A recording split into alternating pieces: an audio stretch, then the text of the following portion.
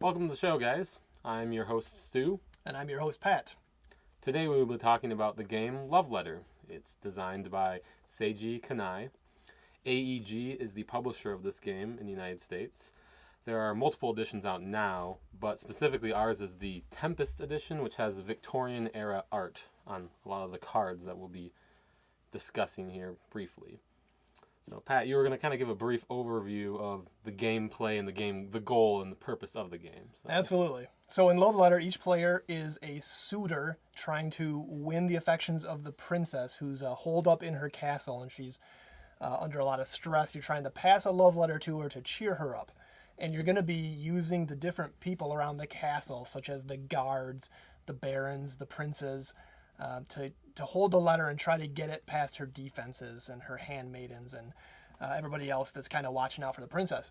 So each round, the player who manages to get the letter to the princess is going to get a token of her affection, and the game will end once somebody has reached a prerequisite number of these tokens. So Stu's going to talk about a little bit how to play the game in more depth. Yeah. So the game is dealt up. It's different based on the number of players, of course, in terms of how many cubes of affection you'll need to win the game, and we have some small cubes here. But the cards will be shuffled up. One card is always discarded, so there's kind of a mystery card that no one knows is not in the game, and one card is dealt to each player.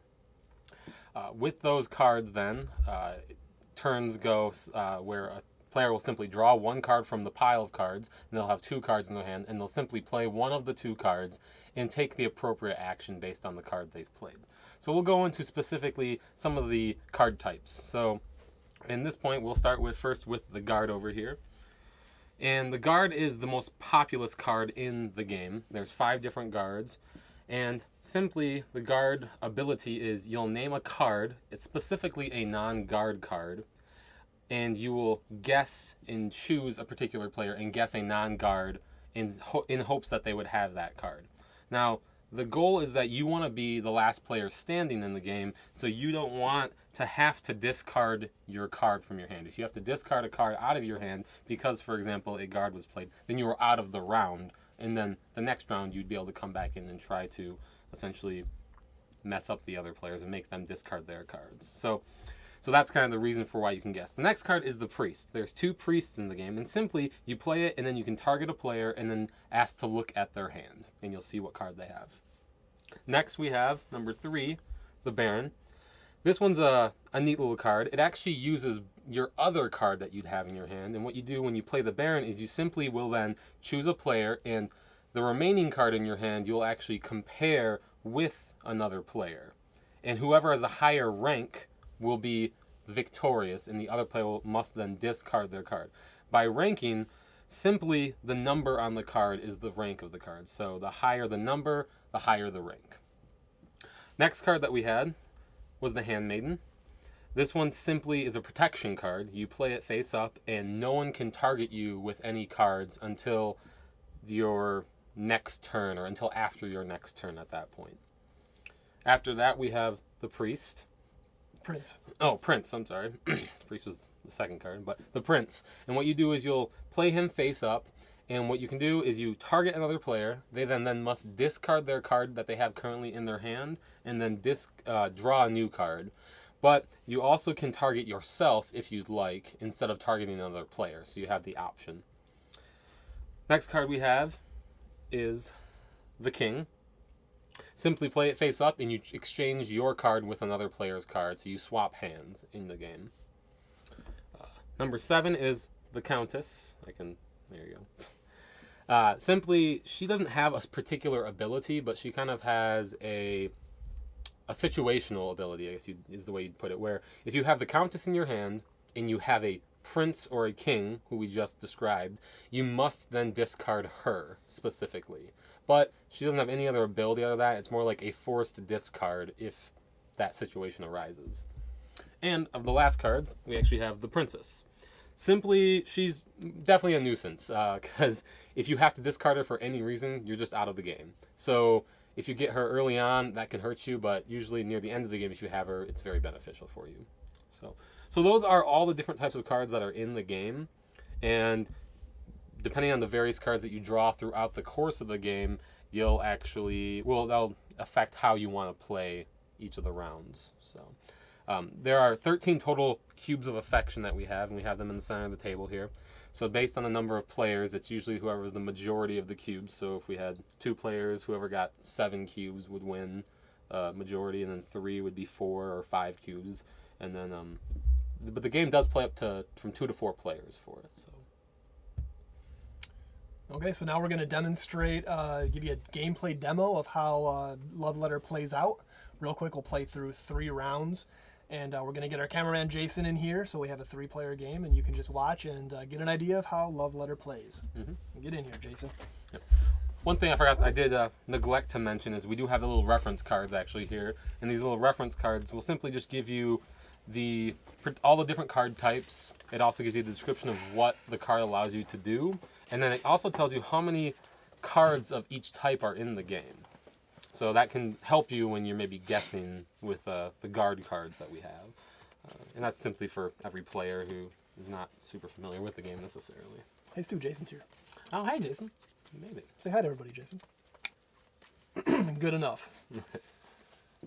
All right, so before the show, Stu and I had a rap battle to determine who was going to go first, and Stu won. He's a better rapper than I am. Did we get that on film? We didn't, did we? We were setting up the mics and stuff. We did, but it was ugly, so yeah, it really was. We erased it. All right, so Stu's going to begin. That's how good it was. All right.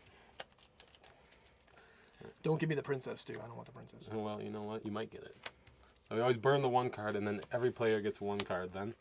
And the deck will go in the middle. And I am the starting player. Thus, I will then draw 1 card. And then out of the 2 cards in my hand, I will then take an action. So I just simply discarded the Countess because, well... You have a prince in your hand? Yeah, I have a prince or a king. So maybe. Isn't it Jason's turn? No. No? Yes. I cheated. I'm a cheater. Here.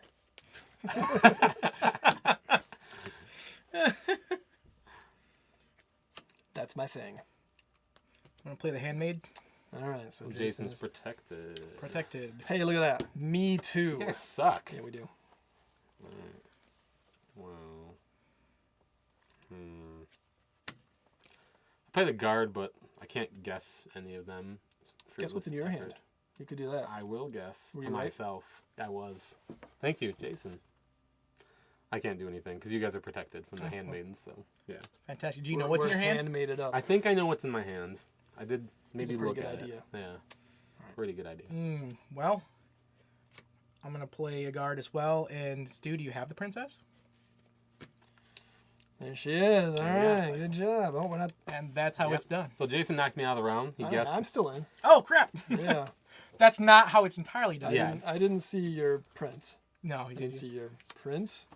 Yeah, all right. And that's how it's actually That's done. an easy win right there for me. All right. Yeah. So I got the shaft. Yeah, I kind of got forgot the princess, that whole part. Can't believe I got the princess though. That sucked. You're right. I didn't give you the princess. I gave myself the princess. So Pat then received his cube of affection, or princess blood. Yeah. Supposedly. I like that better. So as we see, Kind of creepy. early gloating It's in better this to think game. that we're hunting the princess than. And courting her. Yeah. Yeah. I like that.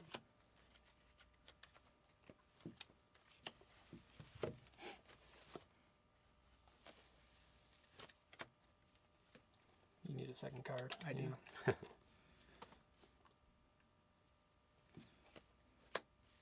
I'm going to play a handmaid.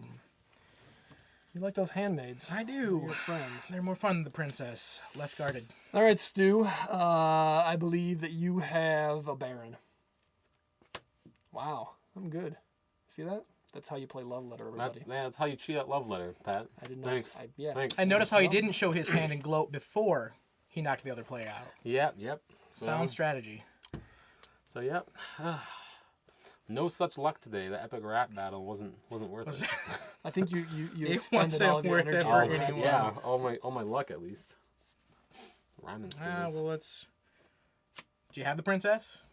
Damn it. Oh, and the that's crap? actually how you do it. Yep. Ridiculous.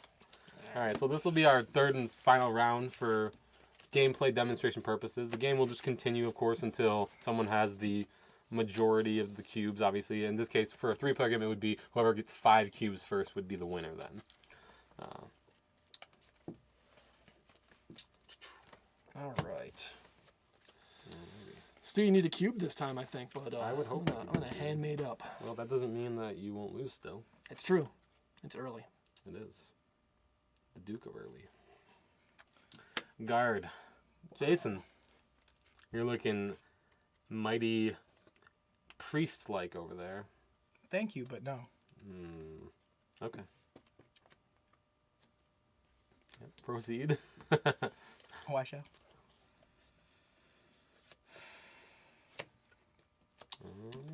Interesting. Jason's played a countess, I'm gonna force Jason to discard his hand. Let's see what you had there. Ooh, he was bluffing trying with to the countess. trick us. Oh, you gotta draw a new card, Jason. Yeah, I don't want a new card. You have to. Okay.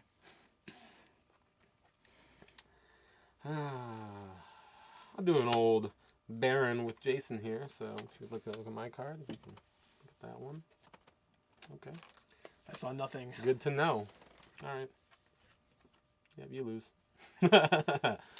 Do I have to display the card though? Yeah, you flip it face up. Yep. Okie dokie. I'm just gonna handmade up, I think. Here we go. What is this tripe?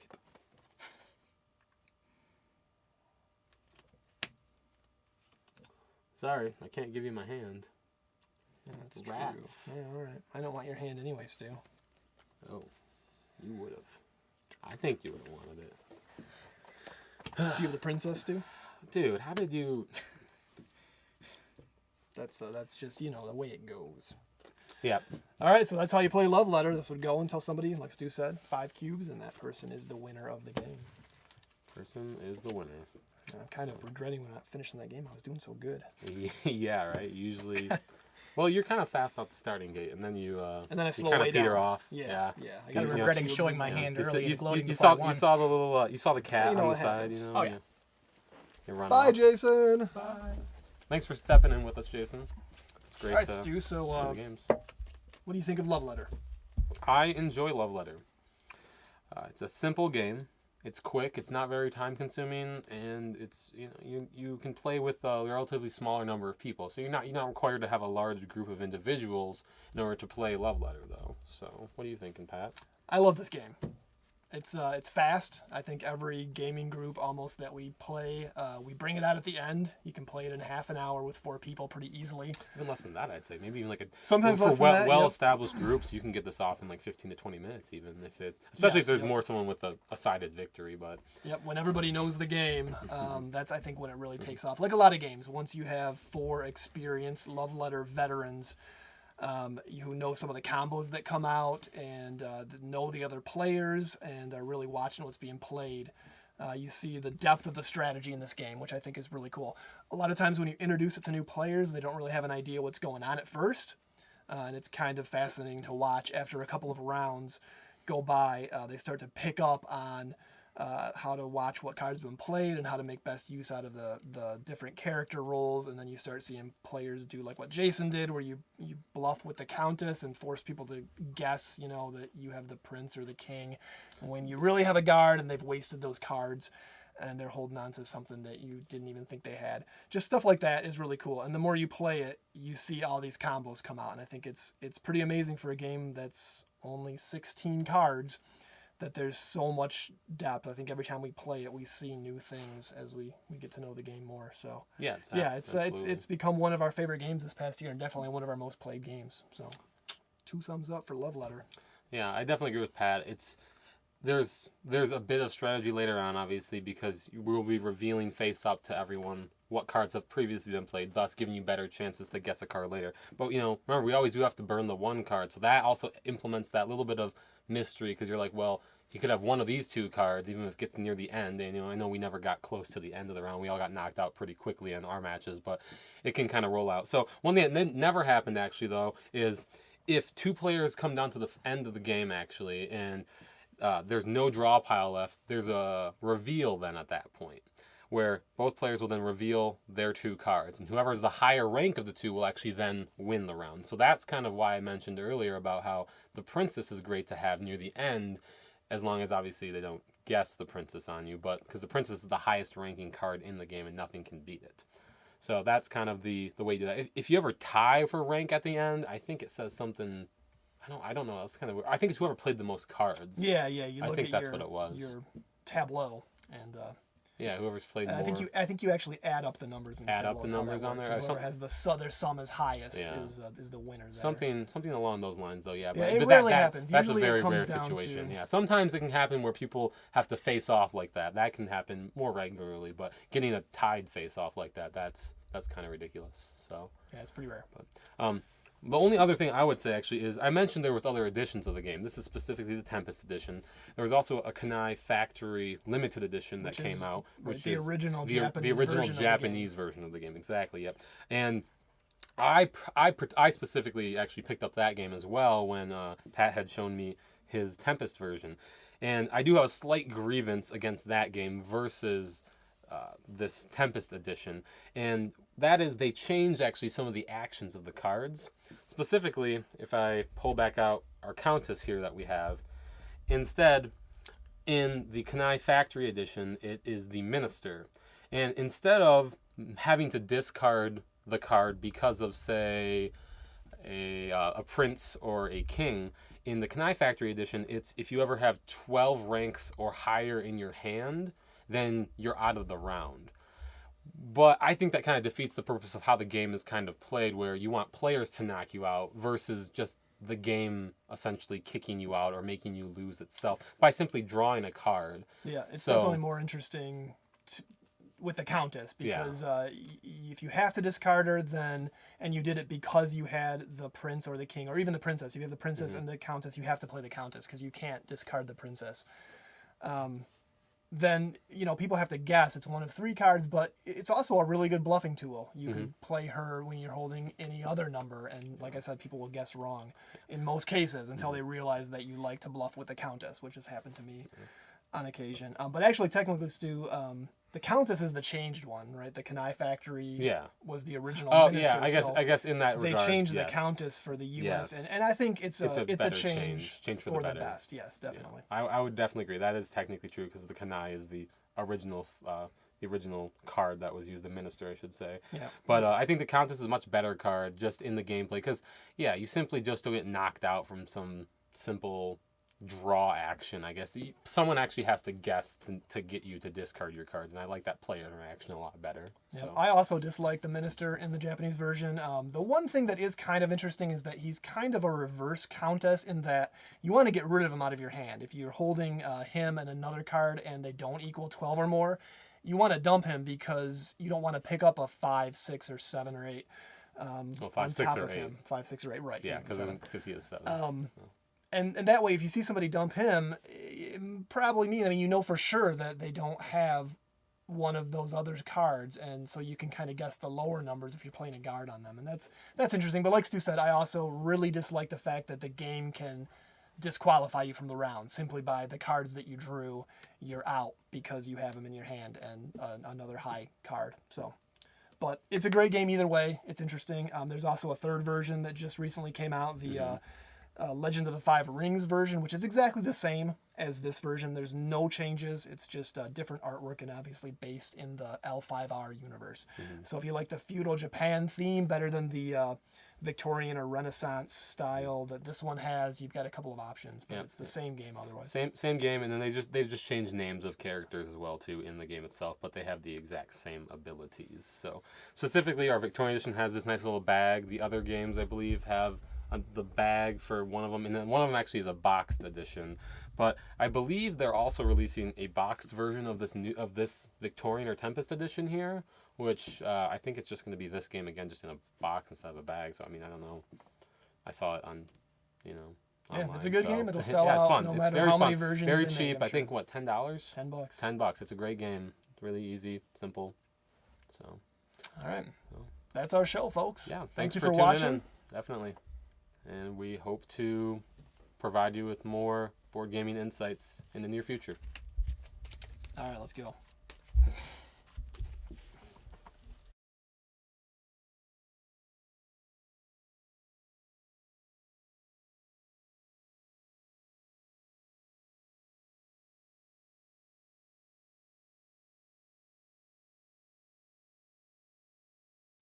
This is the silent shot, by the way.